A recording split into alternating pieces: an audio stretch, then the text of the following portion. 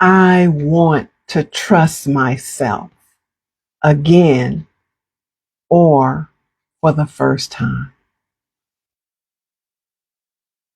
You want to trust your decisions without second guessing yourself, Queen. You're tired of questioning everything. You make a decision and then immediately you wonder, was that right? Or should I have done something else? What you really want is to decide, to move forward, to feel settled in your choice. But instead, you keep looking outside of yourself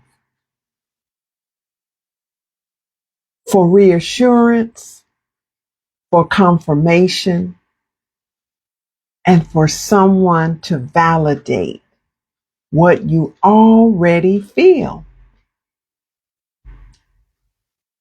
And the more you do that, Queen, the further you move away from yourself, from your own guidance, from your own voice.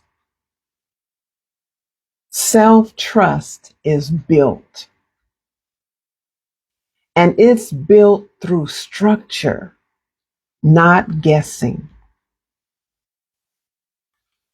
Pamela once told me, I knew what I wanted to do, but I kept asking others for their opinion first. And every time she did that, she moved further away from herself.